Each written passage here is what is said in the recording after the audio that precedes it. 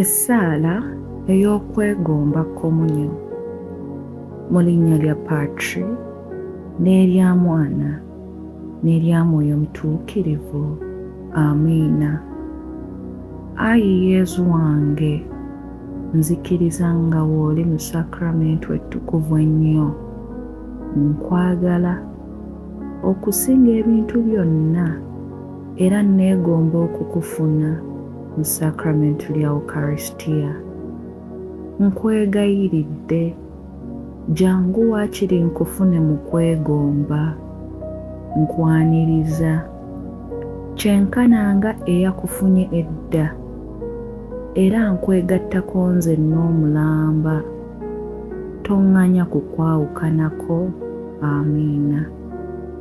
Mu linnya lya Patri n'erya Mwana n'erya Mwoyo Mutuukirivu.